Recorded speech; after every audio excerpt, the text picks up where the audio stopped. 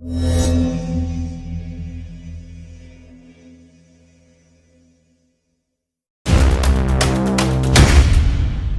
Sir, कैसे हो sir? एकदम बढ़िया। We are back with Mohin sir once again. Sir, the basic criteria for meeting today is that last time हम जब मिले थे तब we talked about that 10th standard is a decision making year, very crucial year because options आपके सामने arise होते हैं and we talked about कि जितने options उतना confusion. But then sir, also from students there was a question कि 12th भी एक ऐसा ही decision making year होता है जो टेक्निकली करियर मेकिंग डिसीजन होता है, जहाँ से आप अपनी पढ़ाई की एक्चुअल जर्नी शुरू करते हो, जो आपको करना है उस सेगमेंट में आप एंटर होने वाले हो. So what we have done once again is कि we are going to represent that students crowd, that parents crowd, guardians crowd, कि उनके जो भी क्वेश्चंस होते हैं कि 12th के बाद कैसे और क्या करना है, उसके लिए हम आज ऑफिस में हैं. And that's where I would like to start once again from Mahesh sir कि what criteria has to be kept first of all to decide a field after 12th standard? Okay, जैसे मैंने लास्ट टाइम बताया था Rahul sir आपको और Monish sir आप दोनों को कि you people are doing great job, कि बहुत सारे लोगों को बहुत सारे प्रॉब्लम से काउंसलिंग चाहिए और आप एक वीडियो से, एक टॉक शो से जो मैसेज देते हो उससे हमने कुछ 20 दिन पहले 15-20 दिन पहले वो 10th वाला किया था एंड आपको स्पेशल एप्रिशिएशन है आप दोनों को कि बहुत अच्छा रिस्पांस हुआ है.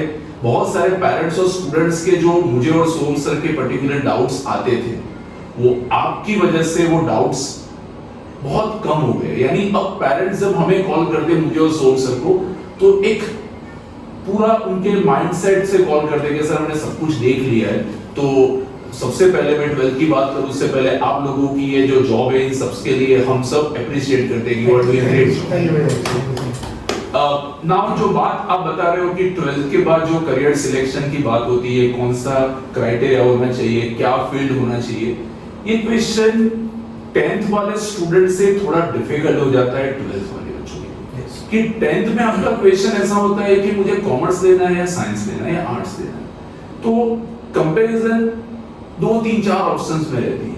बट जब बच्चा 12th कॉमर्स कंप्लीट करता है तो उसको बहुत सारी चीजें दिखती है कि मैं बीकॉम करूं, बीबीए करूं, सीए करूं, सीएस करूं, सीएमए करूं, मैं लॉ करूं, I will go with so many other things which are not related to commerce, like BA करना है, बीसीए करना है, ह्यूमन रिसोर्स मैनेजमेंट में जाना है. सो बहुत सारे ऑप्शंस उसको दिख रहे हैं. ओके, न्यूज़पेपर पे बहुत सारे एडवर्टाइजमेंट दिख रहे हैं कि 12th के बाद ये अपॉर्चुनिटी है, कंप्यूटर के बहुत सारे कोर्सेज होते हैं. तो इसमें बच्चे को जो 10th में जो प्रॉब्लम होता था to select the particular stream, इससे ज्यादा प्रॉब्लम उसको 12th में लगता है. बट 12th में उस प्रॉब्लम का सॉल्यूशन उसको जल्दी मिलेगा rather than the 10th standard student because बच्चे ने ऑलरेडी कॉमर्स पढ़ लिया है. तो ये 2 साल में उसने कॉमर्स के मेन सब्जेक्ट जो 4 है वो अच्छे से पढ़ लिए हैं. बट फिर भी जो आप बता रहे हो कि क्राइटेरिया होना चाहिए, तो बहुत सारे फील्ड होते हैं. तो मैं इस फील्ड को मैं 2 पार्ट में नॉर्मली बच्चों को बताता हूँ कि एक होता है प्रोफेशनल कोर्स, लाइक सीए कर सकता है बच्चा, चार्टर्ड अकाउंटेंसी कोर्स है, कॉस्ट एंड मैनेजमेंट अकाउंटेंट है, कंपनी सेक्रेटरी है. तो सीए, सीएमए 3 प्रोफेशनल कोर्स है. और अगर ये नहीं करना है तो बच्चा एक ग्रेजुएशन के लिए जाना है. और ग्रेजुएशन के बाद उसके पास क्या ऑप्शन होता है, तो ही कैन और she can go for masters, okay, may be law, may be post graduation in so many other areas. Even बच्चा सिर्फ ग्रेजुएशन कर रहा है तो उसके बाद उसके लिए ये सीए, सीएस, सीएमए के ऑप्शन रहता है. तो मैं ब्रॉडली अगर ये पूरे कोर्सेज को 2 पार्ट में डिवाइड करूं तो एक बनता है सिर्फ प्रोफेशनल कोर्स, यानी बच्चे का फोकस अभी सीए या सीएस या सीएमए पे है. बट जब वो प्रोफेशनल कोर्स कर रहा है तो उसको उसके साथ ग्रेजुएशन तो करना ही है. Yes. तो वहां आता है CA, CS, CMA and graduation. अगर वो प्रोफेशनल कोर्स के लिए नहीं जाता है तो सिर्फ ग्रेजुएशन के लिए जा रहा है. तो जो आपका क्वेश्चन है उसका मैं कंक्लूजन कुछ इस तरह से दे रहा हूं कि हर 12th के बच्चों को, हर जो 12th का बच्चा है, that student has to go for graduation. Whether he is or she is going for professional course or not, उसको ग्रेजुएशन कंपल्सरी करना है. अब बात आती है कि उसको प्रोफेशनल कोर्स करना चाहिए या सिर्फ ग्रेजुएशन करना चाहिए, तो मेरा आपके थ्रू सभी स्टूडेंट्स और पेरेंट्स को यही एक मैसेज है कि नॉर्मली मार्च जैसे बोर्ड्स कंप्लीट होता है, जो बच्चा सीए करना चाहता है उसने सीए का प्रिपरेशन स्टार्ट कर दिया है। यस, तो उसके लिए क्या क्राइटेरिया, क्यों उसने मार्च में डिसीजन ले लिया एंड क्यों हम मई एंड में या जून फर्स्ट वीक में बात कर रहे हैं यस सर, कि जब तक आप ये मैसेज दोगे तब तक रिजल्ट आने का टाइम हो गया होगा, रिजल्ट के टाइम पे बच्चे सोच रहे हैं। तो प्रोफेशनल कोर्स करने के लिए क्राइटेरिया क्या है, तो it's not about percentage, it's all about confidence. कि अगर आपको कॉमर्स के मेन सब्जेक्ट्स में एंड पर्टिकुलरली अकाउंट्स में अगर आपको अच्छा कॉन्फिडेंस है, I am not talking about marks, because कई बच्चे मार्क्स ले आएंगे क्योंकि पेपर बहुत इजी था इस बार बोर्ड्स का, तो शायद वो 85-90 मार्क्स ले आया है, तो that's not the criteria to decide that professional course. तो उसको सीए में करने के लिए कोई परसेंटेज या मार्क्स की जरूरत नहीं है, it's all about confidence, whether that student is having enough confidence to go for professional course और नॉट। कॉन्फिडेंस कैसे आता है, it's all about practising that subject, practising those subjects and giving maximum time to those subjects. अब मैं बोल रहा हूं, मेरा ही मैं जो पॉइंट बोल रहा हूं कि टाइम देना, तो कई बच्चे बोलेंगे हमने तो लास्ट 1-1.5 महीने बहुत टाइम दिया और हमने बहुत अच्छा कर लिया है। कई सारे अपने इंस्टीट्यूट के बच्चे जिन लोगों को हमने एक्स्ट्रा बिठा के 2 महीने पढ़ाया था और उन लोगों के मार्क्स बहुत अच्छे आने वाले हमने देखा है। तो क्वेश्चन आएगा वो बच्चा सीए कर पाएगा नहीं, वो भी 85-90 ले आएगा। तो उस बच्चे से मैं बात करनी है कि बेटा या बेटी तेरे में वो कॉन्फिडेंस है कि तू यहाँ ये 10-12 घंटे की प्रिपरेशन है जो वो नेक्स्ट 4 इयर्स तक कर पाएगा, तुझे अकाउंटिंग सब्जेक्ट में कॉन्फिडेंस है। अगर ये चीज है तो उस बच्चे को प्रोफेशनल कोर्स में जाना चाहिए, भले उसने मार्च में ज्वाइन नहीं किया है तो जून में ज्वाइन करना चाहिए अगर वो कॉन्फिडेंस है तो। बट अगर वो कॉन्फिडेंस नहीं है तो लाइफ में वो कभी सीए नहीं हो पाएगा, ऐसा नहीं। वो कॉन्फिडेंस 2 साल में बिल्ड नहीं हुआ है, maybe that student will take 1 more year only in graduation. तो 3 साल में, तीसरे साल में कॉन्फिडेंस आता है, वापस वो प्रोफेशनल कोर्स में जा सकते हैं। अगर तीसरे साल में नहीं है तो चौथे साल, 5वें साल में, ये 3 साल वापस वो ग्रेजुएशन कर रहा है, तो उसमें ग्रेजुएशन में 3 साल में वो वही सारे सब्जेक्ट्स अच्छे से पढ़ने वाला है, तो उसका एक कॉन्फिडेंस बनता है। तो even after graduation that student can plan for professional course. कई बच्चे बोल देंगे करना ही नहीं, हमें सीए नहीं करना है, हमारा पहले से डिसाइड है कि सीए करना ही नहीं, भले हमें कॉन्फिडेंस है लेकिन सीए नहीं करना है। तो वो स्टूडेंट क्या कर सकता है, तो वो स्टूडेंट सिर्फ ग्रेजुएशन करेगा और ग्रेजुएशन के बाद वो पोस्ट ग्रेजुएशन के लिए प्रिपरेशन, पोस्ट ग्रेजुएशन के लिए ट्राई करेगा। तो criteria to select professional course is all about confidence in main subjects, okay, and even if you are selecting that professional course, graduation is must। तो आपके जो question है और आपके थ्रू मैं जो मैसेज देना चाहता हूं पेरेंट्स को कि हर बच्चे को ग्रेजुएशन करना है। कई बच्चे हमें पूछ रहे हैं कि सर सीए कर ले या तो हमें ग्रेजुएशन करने की क्या जरूरत है, हम तो सीए होने वाले। ग्रेजुएशन उसको करना इसलिए जरूरत है क्योंकि सीए इसको एक प्रोफेशनल कोर्स दे रहा है। अगर मानो वो प्रोफेशनल कोर्स नहीं कर पाया, इस लेवल पे उसको छोड़ना पड़ा और उस टाइम पे वो सिर्फ 12th पास है क्योंकि उसके ग्रेजुएशन नहीं है, तो that student can not go for post graduation. तो पॉइंट इज वेरी क्लियर, आपके थ्रू वापस मैं रिपीट कर रहा हूं हर पेरेंट्स को, हर स्टूडेंट को कि आपको ग्रेजुएशन करना है। तो आपका जो क्वेश्चन का आंसर 2 पार्ट में, ग्रेजुएशन सबको करना है, प्रोफेशनल कोर्स सिर्फ उन लोगों को करना है जिन लोगों को कॉन्फिडेंस है, ठीक है। This is something regarding the criteria, not based on any percentage, any marks. One thing is very much clear over here, कि confidence and everything, professional course, everything remains variable, but graduation is constant over here. एक just on a funnier note, अगर कोई ऐसा बच्चा है जो बहुत confuse है, उसको पता ही नहीं है क्या करना है, तो फिर महेश सर ने क्या वैसा करो, सब करो, सीए भी कर लो, सीएस भी कर लो, एमबीए भी कर लो, लॉ भी कर लो, होता है। तो अगर आपको बहुत कंफ्यूजन है तो सब कर लेना। Okay, Mohammed, so my next question will be to you. कि हमने देखा कि 12th के बाद बच्चों के पास बहुत सारे ऑप्शंस होते हैं कोर्सेज सिलेक्ट करने के, but the most important question is why students should go for BCom. Fine. The answer to this would be again going by as Rahul sir said that बच्चे की जर्नी जो होती है उसको स्टडी पे तो हमें ज़्यादा पता चलेगा. तो ज़्यादातर हम जब 10th के बाद जब बच्चा आता है 11th में, तो जब हम उनसे बात करते हैं तो हम उनसे यही बात करते हैं कि आपने स्टैंडर्ड 1 से लेकर स्टैंडर्ड 10 तक मैथमेटिक्स साइंस के सब्जेक्ट्स और उसके एडवांस लेवल्स पढ़ ली, लेकिन कहीं पे भी आपको अकाउंटेंसी या मैनेजमेंट था ही नहीं. इकोनॉमिक्स के आपको थोड़े बहुत चैप्टर थे जिससे पूरा इकोनॉमिक्स समझ में नहीं आता है. स्टैटिस्टिक्स का आपको मीन मीडियन मोड था, वो भी बहुत लो लेवल पे जिससे आपको एक्चुअल स्टैटिस्टिक्स नहीं समझ में. प्लस हमने लॉ ऑफ एवरेजेस समझाते हैं जो ज़्यादातर सोम सर बताते हैं कि आप अपना 8th 9th 10th का जो परसेंटेजेस है उसको एक बार स्टडी कर लीजिए कितना आपका आ रहा है, और आपका एवरेज अगर 85% अबाउ है तो क्या जैसे हम हर बार कहते हैं कि आपके पास एबिलिटी भी है और अगर आपका इंटरेस्ट है तो आप दोनों में भी जा सकते हो, साइंस में भी जा सकते हो और कॉमर्स में भी जा सकते हो.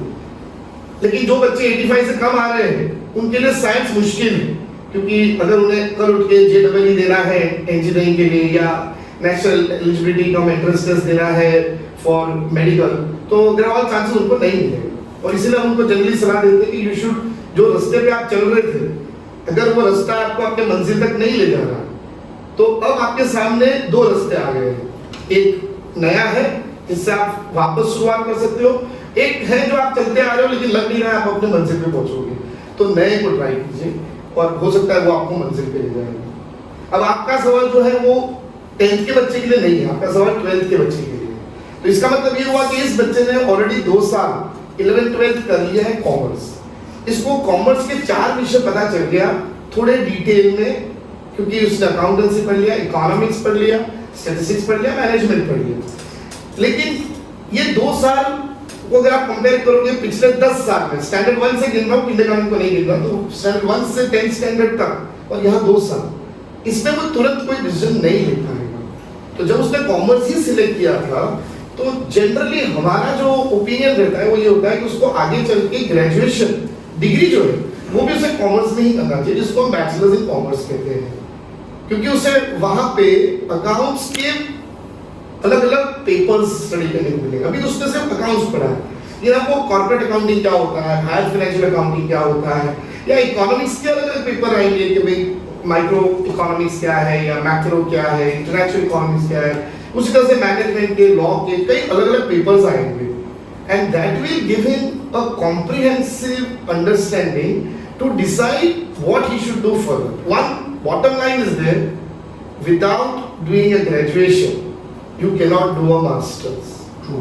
So if you have spent 2 years of your life already, you have invested in understanding commerce, I would always suggest you should continue the investment in the productive channel and give 5 years of your life to understand commerce. Understand the variety of subjects of commerce. They will give you a proper understanding to afterwards decide which subject you actually have an interest in. Whether you are enjoying the subject on HR and you want to go ahead in HR, whether you are enjoying the subject of accountancy, like even Mahesh sir said, that even after bachelor's or alongside with bachelor's, you can pursue a professional course. But at standard 12th, you really don't know what is business law. But that you will come to know only when you do your bachelor's. Then you will be in a position to decide whether, okay, I like this subject and should I go towards becoming a company secretary or not? Or should I pursue my career in accountancy? Should I pursue my career in finance? Should I go towards, say, marketing, advertising? So BCom gives you that chance to understand a plethora or variety of subjects to ponder upon. That would be my suggestion for. Okay, so it is like ice cream में वो जाके sample लेते हैं ना, तो अपने को हर particular एक स्पून लिखो, तो BCom is that particular kind of sample to study to know what is commerce all about. हमें बीकॉम में सबको थोड़ा सीखने को मिल जाता है, and that's why a student can explore commerce in a right way when he comes into BCom.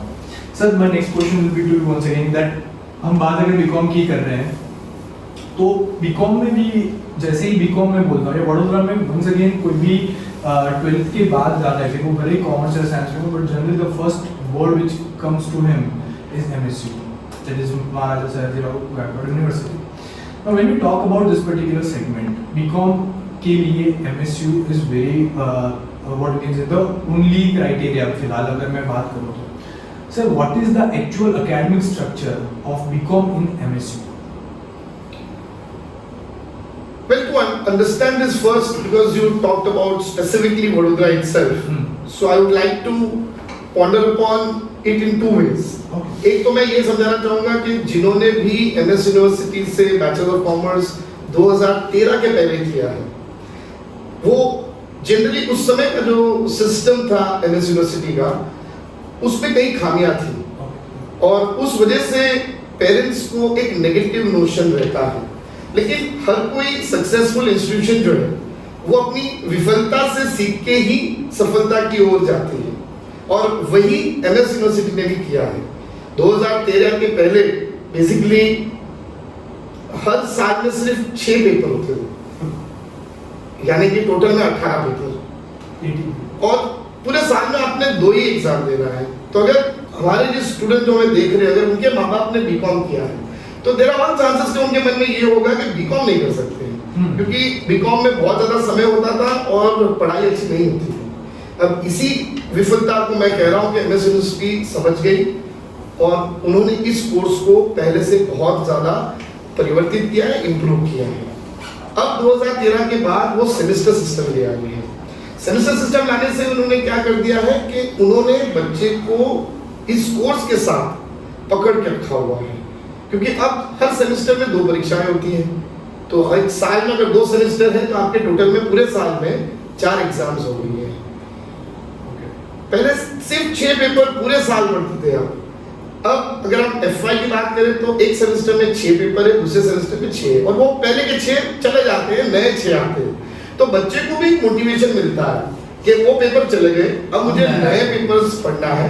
और जैसे आपने थोड़ी देर पहले कहा कि BCom is something like taking a test of all different ice creams, तो वही है. MS यूनिवर्सिटी ने भी वही किया हुआ है. इतने वैरायटी ऑफ सब्जेक्ट्स दिया हुआ है कि अकाउंट्स के कई प्रकार है, मैनेजमेंट के कई प्रकार है. तो आपको कंपल्सरीली अभी HR का पेपर पढ़ना है, कंपल्सरी आपको मार्केटिंग के पेपर पढ़ना है, कंपल्सरी आपको लॉ के पेपर पढ़ना है with accounts, economics and management. This gives the child a very proper understanding कि आगे उसे क्या सिलेक्ट करना चाहिए, क्योंकि यही से उसे पता चल जाता है कि जब MS यूनिवर्सिटी साल में 4 एग्जाम्स ले रही है, almost from first year to third year 40 different subject सिखा रही है उनको, तो उसका अंडरस्टैंडिंग जो है वो उतना इम्प्रूव होता है. And that helps the person. I always say in the class that whenever you select your career you should try to understand 2 things. One is what is your ability, the other is what is your interest. तो ability तो खैर कोई अच्छा percentage ला रहा है तो ability दिख गया, जरूरी नहीं है कि उस व्यक्ति को इंटरेस्ट है. तो पहले ये भी एक प्रॉब्लम होता था, अगर कोई स्पेशलाइजेशन लेता है अकाउंट्स में तो उसको HR का सब्जेक्ट ही नहीं आता था, उसको मार्केटिंग का सब्जेक्ट ही नहीं आता था. लेकिन अब ऐसा नहीं है. अब कुछ पेपर्स इनसे कंपल्सरी कर दिए कि सबको पढ़ना है and that gives the child the platform to decide what after that. So therefore, the academic structure of MS University is divided in semester system and 40 papers are there. Okay, sir, ऐसा मैंने सुना था that BCom को ऐसी चाबी माना जाता है जिससे वो हर एक मास्टर डिग्री का ताला खोल सकती है. ऐसा क्यों? खैर मैंने अभी तो काफी उसी को रिलेटेड कहा कि बहुत सारे सब्जेक्ट्स हैं और आपको एक आइडिया आ जाता है वो सारे सब्जेक्ट से कि आप आगे क्या करना चाहते हो, तो वो एक मेन कारण हो ही जाता है. लेकिन उसके अलावा मैं ये भी कहूँगा कि बीकॉम एक बैचलर्स डिग्री ऐसा डिग्री है कि अगर आप सुबह के समय जो कॉलेज है आप अगर क्लासेस करते हो तो इन दोनों को भी अगर हम ऐड कर लेते हैं तो भी दोपहर के बाद का जो समय होता है आपके पास थोड़ा रहता है कि जिससे आप आगे की तैयारी कर सको. आगे भी हमने कहा कि बैचलर्स कोई भी आप कर लो वो सिर्फ एक स्टेपिंग स्टोन है, क्योंकि आप डायरेक्ट मास्टर्स नहीं कर सकते हो, तो आपको बैचलर करना है. तो अगर आप एक्चुअली फोकस्ड हो अपने करियर के लिए तो ये एक बहुत अच्छा प्लेटफॉर्म है जिसमें आपको सेकेंड हाफ में समय मिलता है. कई ऐसे हमारे बच्चे हैं जो बहुत ही परसेंटेज वाइज उन्होंने 12th में स्कोर किया है, लेकिन उनका पूरा फोकस है कि उन्हें UPSC क्लियर करना है और वो सेकेंड हाफ में अपना समय ज़्यादातर देते हैं UPSC की तैयारी. कई ऐसे बच्चे हैं हमारे, हमने से भी हैं, जो हमने भी खुद भी बैचलर्स करते करते हमने हमारी एमबीए की तैयारी की थी, क्योंकि कंपटीशन जो है वो बहुत ज़्यादा है। तो अगर आप लास्ट दिन पे सोचो कि मैं तैयारी करके एग्जाम दे दूँ और क्लियर हो जाऊँगा, तो ये नहीं हो सकता है। इंजीनियर्स भी कम्पीट कर रहे हैं एमबीए कॉलेजेस के लिए, साइंस ग्रेजुएट्स भी आ रहे हैं एमबीए कॉलेज के लिए। तो ये बीकॉम का प्लेटफॉर्म अगर आप यूज़ करोगे सेकेंड हाफ में, तो उससे आपको एडवांटेज ये मिलेगा कि आप अपनी एमबीए की तैयारी अगर फर्स्ट ईयर से ही स्टार्ट कर दोगे, तो जब आप अपने थर्ड ईयर में होंगे, उसी समय नवंबर से आपके पूरे देश भर की जो एग्जाम्स है वो स्टार्ट हो जाती हैं। जैसे कॉमन एडमिशन टेस्ट है, या सीमैट है, या स्पेसिफिक कोई कॉलेज का एग्जाम हो सकता है जैसे एनमैट है, या फिर स्नैप है, जैट है। तो इन सब की तैयारी जो है इसमें तकरीबन 2 से 2.5 साल लगता है। और अगर आप बीकॉम कर रहे हो तो आप फर्स्ट ईयर से अगर इसकी तैयारी स्टार्ट कर दोगे तो नवंबर दिसंबर में आप इसका एंट्रेंस एग्जाम दे पाओगे। सपोज आप इसको क्लियर कर लेते हो तो तकरीबन जनवरी फरवरी में आप इसका सेकेंड और थर्ड लेवल, जिसको हम ग्रुप डिस्कशन या प्रेजेंटेशन होता है कई कॉलेजेस में, और उसके बाद पर्सनल इंटरव्यू होता है। तो आप सोचिए आप समय कितना बचा रहे हो। आपका इस बाजू बीकॉम फिनिश हो गया, उस बाजू आपका किसी मास्टर्स अच्छे कॉलेज में आपका एक एडमिशन सिक्योर हो गया। जबकि मैं कई बार कई और कोर्सेज में देखता हूँ कि बच्चे 3 साल कर लेते हैं, उसके बाद वो 1 साल ड्रॉप लेते हैं और फिर वो कैट की तैयारी करते हैं। तो वो 1 साल ड्रॉप जो है वो मेरे हिसाब से उनकी जिंदगी में 1 साल पीछे हो जाते हैं। उससे अच्छा अगर वो बीकॉम के प्लेटफॉर्म को अच्छी तरह से यूज करें तो they will be ready for a better master. Not only they get a chance to learn different variety of subjects, but they even get a chance to prepare for the higher levels that are there. So I think Mohan sir ने जो बोला उसको मैं एक point अलग अलग नजरिए से बताऊंगा why it is a master key to other logs which you are going to face in post graduation. जैसे राहुल सर ने बताया कि वो आइसक्रीम का उन्होंने एग्जाम्पल दिया कि you go to ice cream parlour and have a tester. So on the same line, I can say that BCom is like a Baskin Robinson of commerce. Why I say this? Because see, it goes like this. अगर मैंने पूरी जिंदगी सिर्फ chocolate ice cream खाया है, ठीक है, तो if at all I want to now try something new, then the next thing that I will be trying is Belgium chocolate. मैं थोड़ा डार्क चॉकलेट वर्जन खाऊंगा, because I don't know any other flavors, and that's what normally happens with most of the courses. Like say for example, अगर मैं 12th के बाद BSW लेता हूँ, तो my natural progression will be okay, अब BSW हो गया, अब MSW कर लेता हूँ, because मेरे subjects भी उसी तरह के होते हैं। Like when I am doing BSW, normally आपको costing, finance ये सारे subject आपके छूट जाते हैं, in fact आपको introduce ही नहीं होते। तो once I am done with BSW, तो there is no scope that I will be ever going for finance thereafter, or I will be ever going for law thereafter. The natural progression is MSW.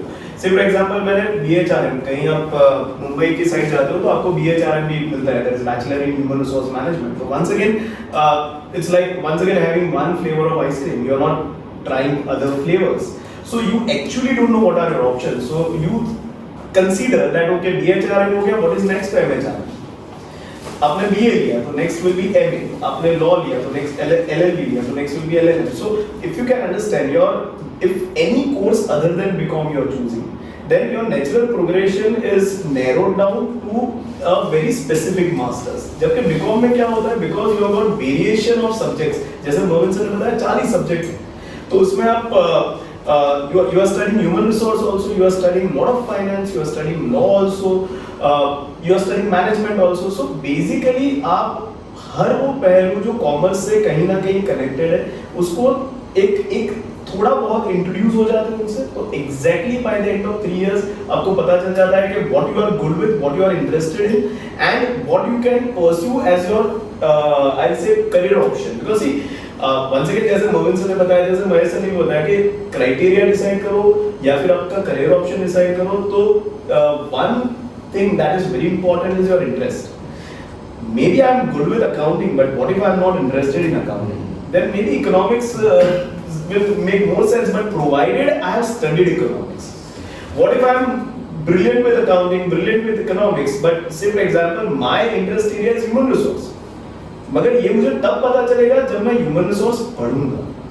So that's where I feel strongly that if you are giving 3 years of BCom, then आप हर एक वो commerce के related पहलू से introduce होते हो, which helps you in taking decision कि आपको ग्रेजुएशन के बाद आप सही मायने में आप कहाँ पर सही जगह पर आओगे और बेहतर कर पाओगे.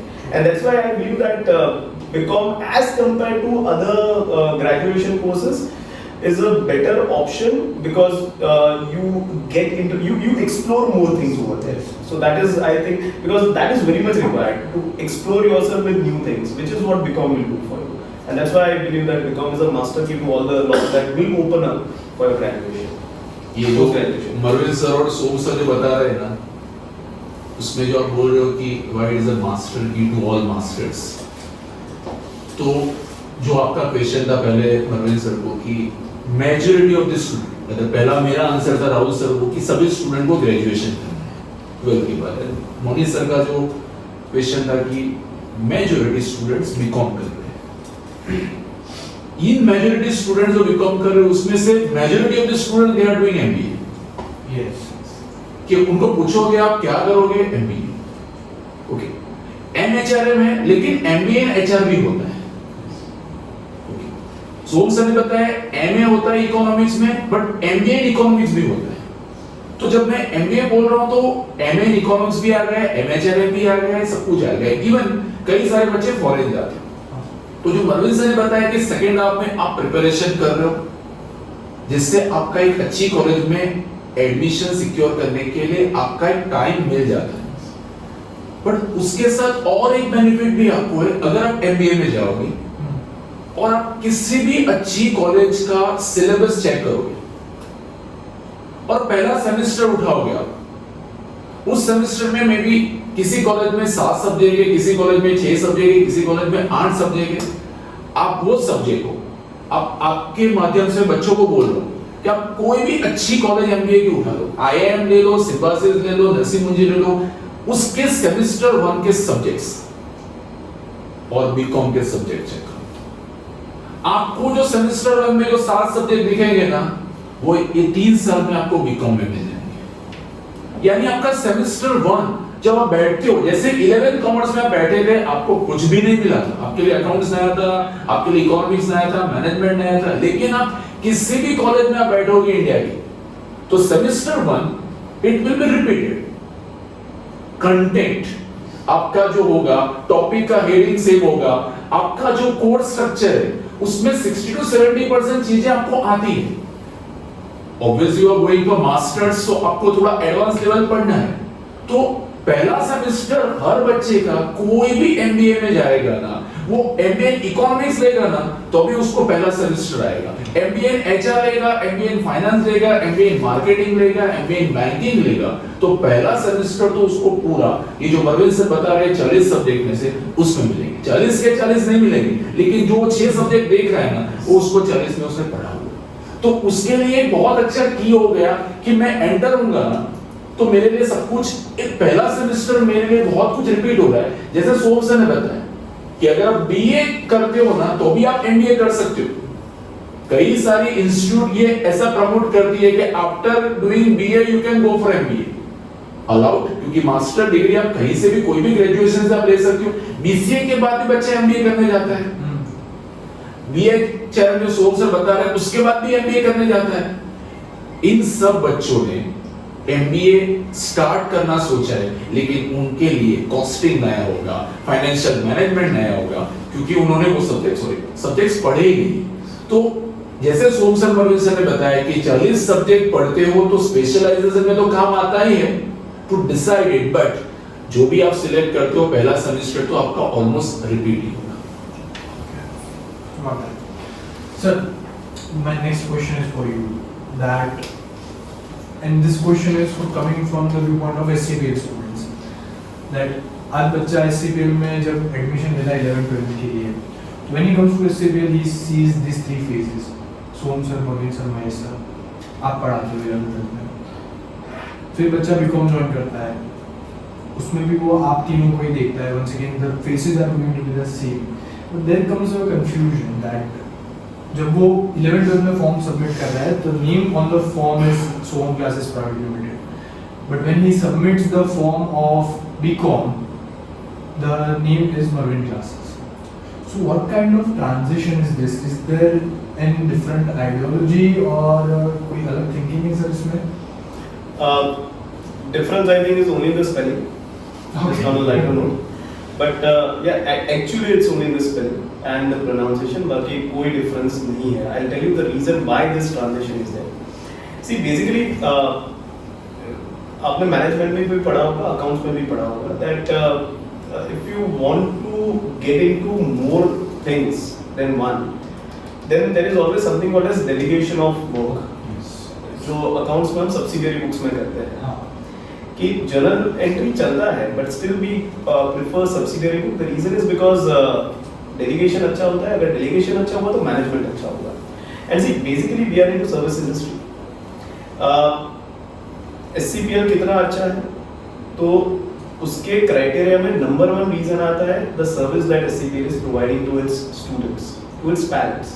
एक जो अपनापन हम लेकर आते हैं वो शायद ही कोई इंस्टीट्यूट ला पाता है. That's where SCPL is what SCPL is when it comes to 11-12. Now, why we are able to do that? Because somewhere, if you 11-12 के बच्चों ने देखा भी होगा कि somewhere when it is about 11-12, entire management and everything is taken care by me and my sir. तो obviously जब और उसका भी रीजन है. See, there are not many people working. Now, if at all we are utilizing all sources at one place, then it is not making sense. There is no point of having so many people around us. So what we are strategically doing is that team वही रहेगी, operations वही रहेंगे. I'll say जो हमारा culture है वही रहेगा. But we want that there has to be different people looking after different products. So on the same line, when it comes to BCom, the entire responsibility, the management, everything is taken care by Momin sir. Okay, we are always there as a part of operation. Just as Momin sir is always there as a part of operation. He was never missing out as far as 11-12 is concerned. जितना सोम sir involved है, जितना Mahesh sir involved है, जितने Archie ma'am involved है, उतने ही मोमिन sir involved है. तो on the same line जब BCom आता है तो जितने मोमिन सर involved रहेंगे, उतने ही Som sir, Archie ma'am, Mahesh sir and even आप लोग. So the team remains the same. Rahul sir आपको पहले भी दिखते थे, राहुल सर आपको अभी भी दिखेंगे. मौनी सर आपको पहले भी दिखते थे, मौनी सर आपको अभी भी दिखेंगे. So point is, except for the management, and that too in the form of the, I'll say, head, बाकी कुछ नहीं. Nothing is going to change. The ideology remains the same. The effort that we used to put behind the student, that is going to remain the same. The relationship that we share with student, that is going to remain the same. The teaching methodology is going to remain the same. Absolutely everything remains same. The only change is an internal one, which students won't even realize, parents won't even realize. That's an internal change that we do, and that is to make sure that whatever services are being given to students and parents, they are best. आज BCom का पूरा scheduling and everything is based on the same template model which 11-12 is working on. But that is taken care by Momin sir. आपकी test schedule से लेकर जैसे यहाँ पर Mahesh sir, Sohan sir को आप पूछने आते थे कि अच्छा ये टेस्ट है कब है, ओके आपका जो शेड्यूल्स जो महेश सर भेजा करते थे अब वो मोमिन सर भेजेंगे. That's the only difference. So it is basically division of labour, nothing else. As far as students are concern, they will have the same experience. Okay, so just आपके माध्यम से बताऊंगा कि जो आपका डायलॉग होता है कि वो सोच नहीं वाला कौन सा, you can complete the dialogue. रिश्ता वही सोच नहीं. यहाँ पर तो सोच भी वही है और रिश्ता भी वही है. रिश्ता भी वही है, सोच भी वही है, नाम अलग है, जगह भी वही है. जगह भी वही है. 12th का बच्चा जहाँ 12th कंप्लीट करता है उसी जगह पे बैठ के वो बीकॉम पढ़ेगा. Okay. उसके लिए सिर्फ और सिर्फ सबमिशन ऑफ फॉर्म डिफरेंट है और उसको जो मटेरियल मिलता है उस पे एससीपीएल की जगह मरविन क्लासेस आता है. बाकी पढ़ाने वाले लोग सेम है, टीम सेम रहेगी, सब कुछ same. So technically this is two babies of same parent. Yep, you can say so. Technically. Okay, fine. Okay, Momin sir, my next question will be talking about BCom. Then why Momin classes and what is the academic structure and the pattern of Momin classes? Well, इसके लिए मैं I'll try to draw an analogy that जब भी कोई घर में बीमार होता है तो आप बेसिकली आपके शहर में कौन नए MBBS या MD करके आए हैं ऐसे किसी डॉक्टर के पास जाते हो, या फिर आप ये कोशिश करते हो कि आप ऐसे कोई डॉक्टर या हॉस्पिटल के पास जाए जिनके पास काफी सालों का अनुभव. आप मुझे बताइए. Obviously this was अनुभव एक्सपीरियंस है. तो that is what comes in our favor. It's been now 22 years since we have been teaching professionally bachelors of commerce as well as from 11th to 3rd year students that are there. So that adds to the overall academics. Similarly, see, there was a time probably we would go to a doctor who maybe just be an MBBS. Nowadays we go for a specialist doctor. Maybe if you are having anything related to diabetes or blood pressure, you may find an endocrinologist, or probably if it's related to your heart, you may go to a cardio-physician and so on. The same happens over here. As just to add one more topic to what Som sir was saying, see, Bachelor of Commerce we just discussed. It has a plethora of subjects. There are so many subjects, right? So when our team, which is all specialists, coming from backgrounds from professional courses to MBAs to say MComs to all specialized teachers at large are available with us, and that is our USP, because we don't leave any subject for any type of a teacher to teach who may or may not have the background of it.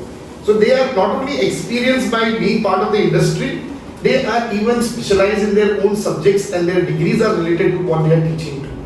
That makes a difference. As far as methodology is concerned, well, sir already said that there will be no difference for those students who are from SCPL itself. उनके लिए तो जो चलते आ रहा है 11th 12th में वही रहेगा. तो ये जो भी हम डिस्कशन कर रहे हैं, this of course has to be for somebody who was not part of SCPL, whether it has been at our school levels, whether it has been at our class center levels. तो ये उनके लिए है. तो methodology के हिसाब से तो वही रहेगा हमारा, लेकिन थोड़ा सा ऐड हो जाता है. 11th 12th में आपके पास अपने खुद की टेक्स्ट बुक्स होती है, लेकिन बैचलर ऑफ कॉमर्स में आपको हम पूरा मटेरियल प्रोवाइड करते हैं. सारे सब्जेक्ट्स के जितने 40 के 40 सब्जेक्ट्स जो हैं उसका मटेरियल हम पूरा प्रोवाइड करते हैं. तो एक तो आपको टीचिंग जैसे 11th 12th में होता था उसी प्रकार का टीचिंग आपका कॉलेज में कंटिन्यू होगा, लेकिन एडिशन ये है कि आपको कोई एक्सपेंस करना नहीं है. टेक्स्ट बुक्स के लिए पूरा का पूरा मटेरियल हम आपको देंगे. उसमें से ही वो मटेरियल जो है वो पूरी की पूरी तरह से कॉलेज के साथ सिंक्रोनाइज्ड है. तो ये जो कॉलेज में वो पढ़ाते हैं, अगर वो चेंजेस भी करते हैं कोई, तो वो सारे परिवर्तन जो है वो हमारे पैम्फलेट में इनकॉर्पोरेट हो जाते हैं. तो स्टूडेंट को टेंशन लेने की जरूरत नहीं रहती है. सेकेंडली, रेगुलर वीकली जो लेक्चर्स होते हैं हर रोज के हिसाब से कम 3 लेक्चर होते हैं, और उसके बाद जो है हर हफ्ते हमारे टेस्ट होते हैं. जैसे 11th 12th के स्टूडेंट को और उसके माँ बाप को भी काफ़ी इंफॉर्मेशन हम पहुंचाते हैं कि क्लास में क्या चल रहा है. वही सिस्टम कैरी फॉरवर्ड होता है बैचलर ऑफ कॉमर्स में भी. तो टेंशन लेने की कोई बात नहीं है. ये टाटा सन्स लिमिटेड के नीचे 104 अलग अलग नाम से कंपनियां हैं, वैसा ही है, लोग वही है, लेकिन सिर्फ उसको हम ज़्यादा फोकस करके अटेंशन दे सके, इसलिए थोड़ा सा हमने नाम में परिवर्तन किया है और मैनेजमेंट को उससे रखा है. ओके सर, महेश सर, मेरा नेक्स्ट क्वेश्चन आपसे है कि प्रवीण सर ने जैसे बोला कि लास्ट 21 ईयर्स से आप इस फील्ड में हो एंड इस बीकॉम सेगमेंट को अच्छे से आप मेंटेन कर रहे हो, बट लास्ट 21 ईयर्स में एक चीज़ नहीं हुई थी, वो था कोरोना वायरस. और so what will be the measures taken by moving classes for BCom as far as this particular pandemic which is going on? See, मुझे लास्ट क्वेश्चन में भी थोड़ा बोलना था, आपने मुझे बोलने नहीं दिया. इसमें मैं एक पॉइंट ऐड कर देता हूँ कि जो मरोज सर ने बताया कि हम सब लोग 21-22 इयर्स से एक्सपीरियंस है, तो नए स्टूडेंट के लिए एक ब्रोशर, एक प्रोफाइल बनता है कि ब्रोशर में दिया हुआ है ओके ये बंदा हमें पढ़ाएगा, तो उससे वो लोग इंस्टीट्यूट ज्वाइन करते हैं विद दैट एक्सपीरियंस. बट जो हमारे स्टूडेंट्स हैं जो SCPL से पढ़े हुए या उनके फ्रेंड्स जो हमारे पास नहीं पढ़े थे 11th 12th, लेकिन उनके फ्रेंड्स जो हम लोगों को कहीं ना कहीं जानते थे, तो इन सब बच्चों को एक चीज बताना चाहता हूं मैं कि 11th में सोम सर पढ़ाते थे, महेश सर पढ़ाते थे, मरविन सर पढ़ाते थे, सेम वे 12th में पढ़ाते थे, सेम वे फर्स्ट ईयर में, सेकंड ईयर, थर्ड ईयर में, हर लेवल में पढ़ाएंगे. चाहे वो मरविन क्लासेस हो, चाहे वो सोम क्लासेस प्राइवेट लिमिटेड हो, या कल कुछ और नाम हम लेके आए, बट पढ़ाने वाले तो हम लोग हैं. तो 11 से लेके TY तक बच्चों को हमें पढ़ाना है. अब जो आपका क्वेश्चन है कि ये सिचुएशन आई, तो सिचुएशन हमने कभी सोची नहीं थी. तो क्या मेजर्स हमने लिए हैं, तो we are not talking about safety measures, तो गवर्नमेंट बहुत अच्छे से ट्राई कर रही है, ओके, एनजीओस भी बहुत अच्छे से ट्राई कर रहा है, पुलिस डिपार्टमेंट, कॉर्पोरेशन, ये लोग भी बहुत ट्राई कर रहे हैं कि इस सिचुएशन को कंट्रोल में ले आए, एंड डॉक्टर्स एंड रिसर्च चल रहा है इस पे, तो we are expecting, we are hopeful कि इसका वैक्सीनेशन या मेडिसिन आ जाए, बट तब तक हम वेट नहीं कर सकते। और ये चीज हमारे सामने मार्च में ही आ गई थी, तो इसका सामने आएगा मॉडल की क्या करने का, बच्चों को पढ़ाने का है नहीं पढ़ाने का। तो in month of April we have started with online classes, and we have first started with 12th standard. तो ऑलमोस्ट आज 12th स्टैंडर्ड के 40-45 डेज हो चुके हैं जिनका एक ऑनलाइन पैटर्न शुरू हो चुका है, और वो ऑनलाइन पैटर्न एग्जैक्टली हमारा ऑफलाइन पैटर्न जैसा है। जो थोड़ा बहुत डिटेल है उसका हमने एक वीडियो भी बना हुआ है कि कैसे पेरेंट्स को समझने का, कैसे स्टूडेंट को समझने का, तो उसका एक वीडियो इस हमारे जो टॉक शो के बाद अब पेरेंट्स को सर्कुलेट कर देना, ओके। रहा सवाल बीकॉम का, ये तो मैंने 12th के लिए बताया। तो बीकॉम में कई सारी बात चल रही थी, not for new students, for existing student, जो लोग फर्स्ट ईयर में थे, जो लोग सेकेंड ईयर में थे, जो लोग थर्ड ईयर में थे। और 19 मार्च से लॉकडाउन, जनता कर्फ्यू वाला प्रोसेस स्टार्ट हुआ था, और अभी भी एजुकेशन इंस्टीट्यूशन के लिए चल रहा है। 10th मार्च को एजुकेशन इंस्टीट्यूशन को बंद करवा दिया था, बिफोर 1 वीक और 10 डेज के अभी आपको काम नहीं करना है, क्योंकि मास गैदरिंग नहीं होनी चाहिए, सेफ्टी मेजर सबसे पहले गवर्नमेंट ने वो लिया। तो सबसे पहला क्वेश्चन था कि first year, second year, third year के एग्जिस्टिंग स्टूडेंट्स का क्या होगा। 11th स्टैंडर्ड को उन्होंने मास प्रमोशन देके बता दिया, तो हमने 12th स्टार्ट कर दिया, जो 11th वाले थे उनका हमने 12th स्टार्ट कर दिया। बट अभी भी यूजीसी की guidelines, Gujarat university, MS university, ये सब लोग एक प्रोसेस में है to decide whether to conduct examination for current FY second year, third year students और नॉट। कई सारे ऐसे हमें मैसेजेस मिले थे कि उनको मास प्रमोशन मिलेगा, कई सारे मैसेजेस मिले थे कि उनका जो लास्ट एग्जामिनेशन हुआ था उसी के बेस पे उनके परसेंट डिसाइड हो जाएंगे। कई सारे मैसेजेस ऐसे थे कि सिर्फ थर्ड ईयर वाले का एग्जाम होगा, बिकॉज उनका एक क्रूशियल ईयर है to decide masters. First year वाला तो सेकंड ईयर में ग्रेजुअली जाने वाला है, सेकंड ईयर वाला थर्ड ईयर में जाने वाला है। ये सब चल रही थी बातें, तब मरविन सर, सोम सर और मेरा एक डिस्कशन हुआ था कि What about our current FY, SY, TY students? तो वहां हमारा एक डिस्कशन हुआ और उसके बेस पे हमने स्टार्ट किया हमारे करंट FY, SY, TY वाले स्टूडेंट्स से, उनको हमने पढ़ाना स्टार्ट किया। उनकी examination first week of April से स्टार्ट होने वाली थी, तो बाय 10th of March 2019 we are almost done with 80 to 90% syllabus. तो सिलेबस हमारा वैसे भी कंप्लीट हो गया था, जो 10-15% सिलेबस बाकी था वो कभी भी यूनिवर्सिटी डिसाइड करेगी डेट, सो वो इजीली कंप्लीट करने वाले थे। लेकिन कहीं ना कहीं हमारी एक मॉरल रिस्पांसिबिलिटी बनती थी। जब बता रहा हूं कि 90% सिलेबस ही कंप्लीट हो गया है, तो ऑब्वियसली सभी बच्चों ने फीस भी पे कर दी थी, क्योंकि उनका एकेडमिक ईयर जून में स्टार्ट हुआ था, मार्च तक तो फीस भी उन्होंने पे कर दिया था। तो हमारा एक मॉरल रिस्पांसिबिलिटी बनता है टुवर्ड्स एजुकेशन सोसाइटी के बच्चों को ऐसे ये 2 महीने छोड़ नहीं देना है, क्योंकि उनका अभी कुछ ऐसा समझ में आ रहा है कि उनका एग्जामिनेशन जुलाई में होगा और उनका नया एकेडमिक ईयर अगस्त से स्टार्ट होगा।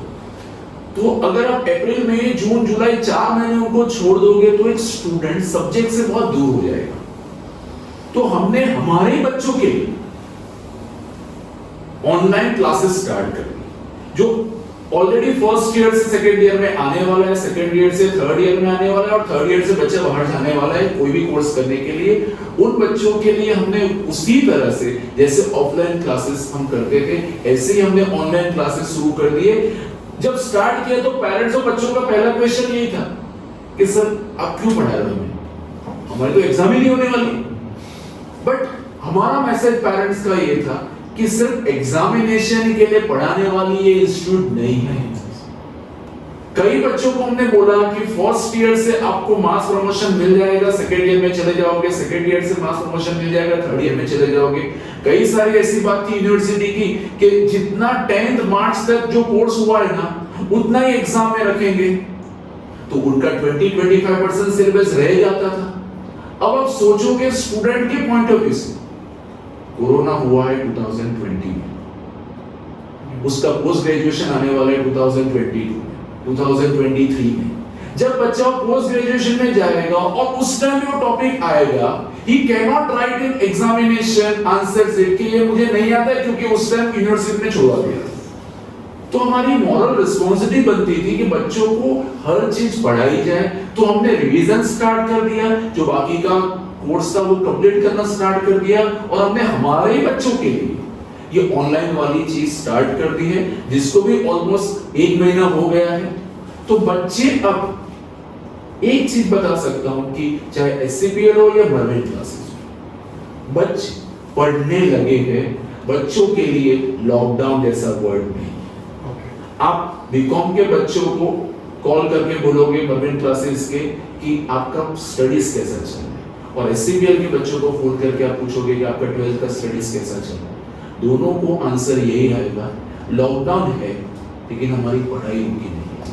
तो आपका जो है कि हम क्या मेजर्स लेने वाले एक क्वेश्चन है, उसके लिए मेरा आंसर है कि चाहे लॉकडाउन पूरे साल कंटिन्यू, जिसके चांस बहुत कम है, लेकिन अगर ये केसेस जैसे बढ़ रहे हैं कि मास गैदरिंग होगा ही नहीं, तो बच्चे का और पेरेंट्स का यही क्वेश्चन है कि यूनिवर्सिटी तो एग्जाम ले लेगी ऑनलाइन, लेकिन हमारे बच्चों को आएगा कैसे पढ़ना।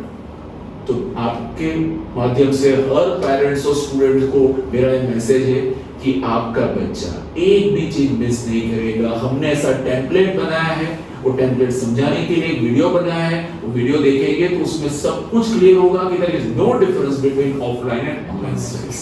सो we will take educational care. हम डॉक्टर्स नहीं है तो हमारे पास वो सारे मेजर्स नहीं है, लेकिन हम एजुकेशन की जो रिस्पांसिबिलिटी लेते थे ऑफलाइन में, ऐसे ही हमने रिस्पांसिबिलिटी लिया हुआ है online. Okay, so system will be the same, online or offline, it will be the same. Okay.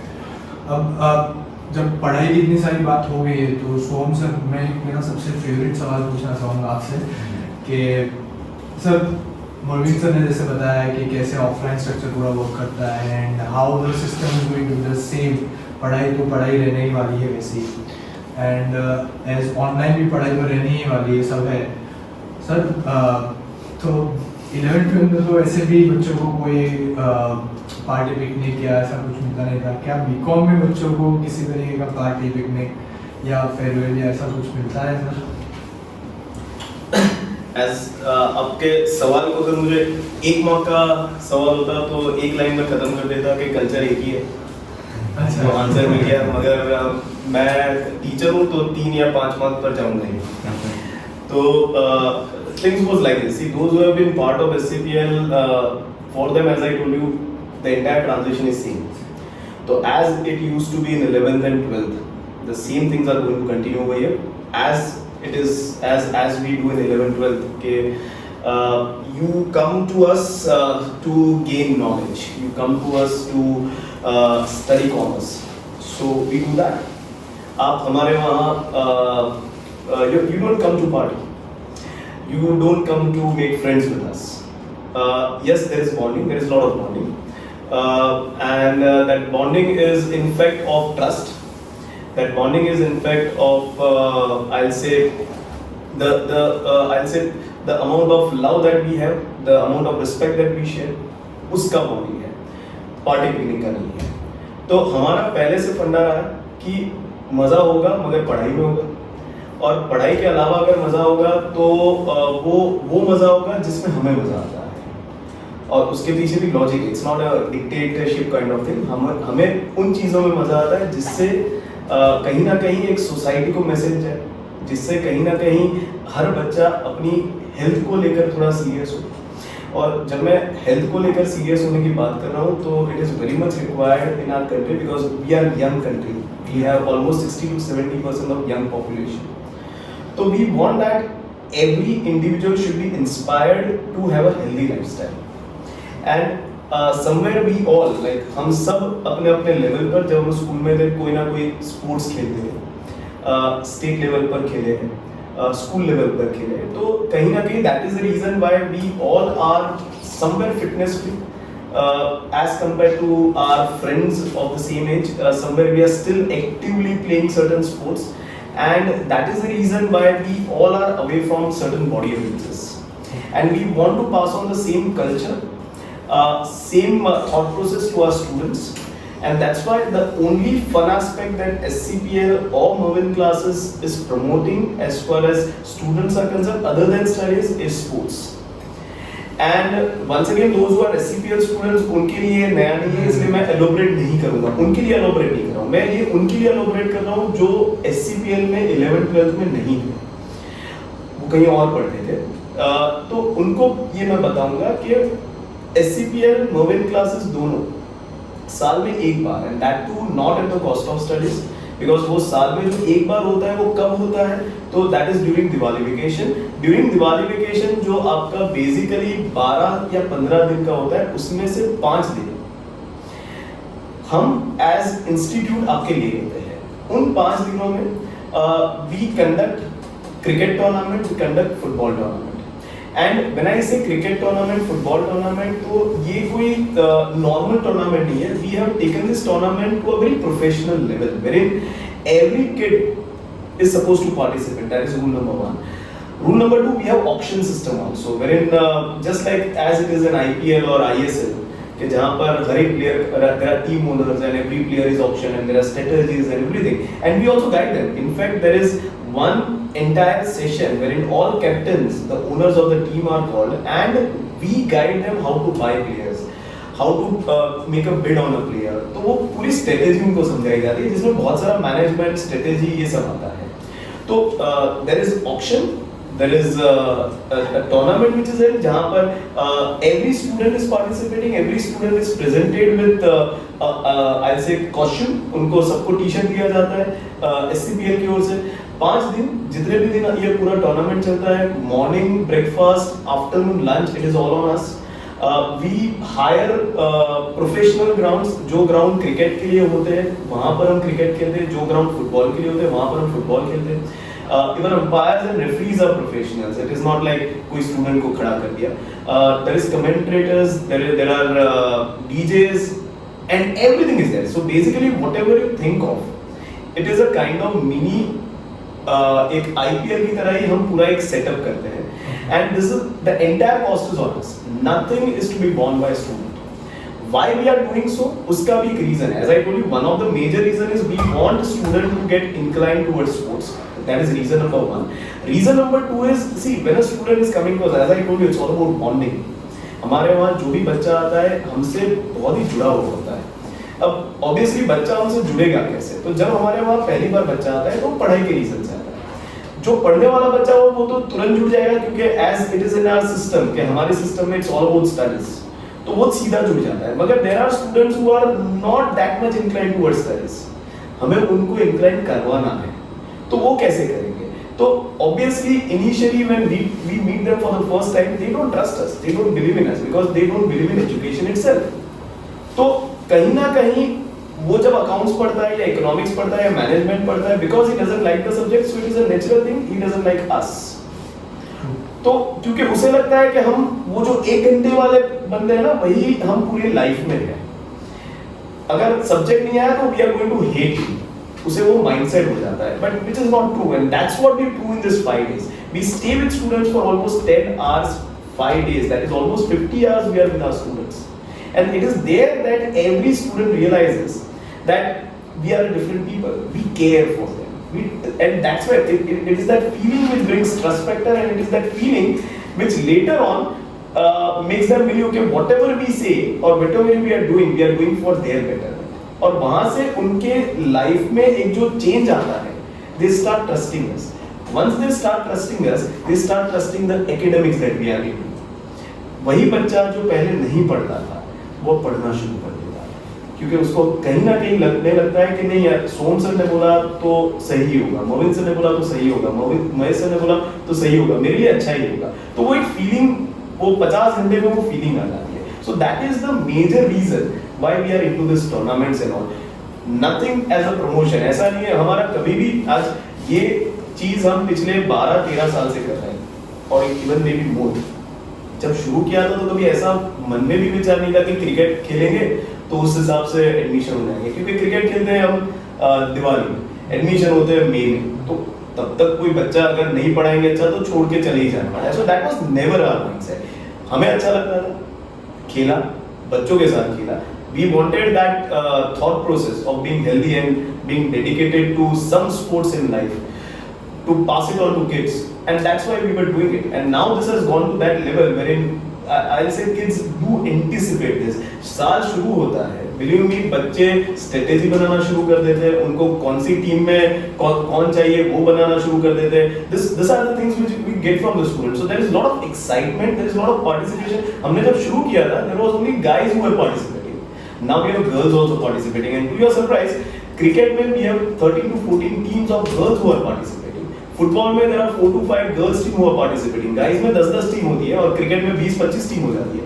So there is a lot of participation that we are seeing. There is a lot of involvement that we are seeing. There is a lot of interest that we are seeing as far as sports is concerned. So that's the only aspect that we are promoting other than studies as far as this game is concerned, and that too with a reason.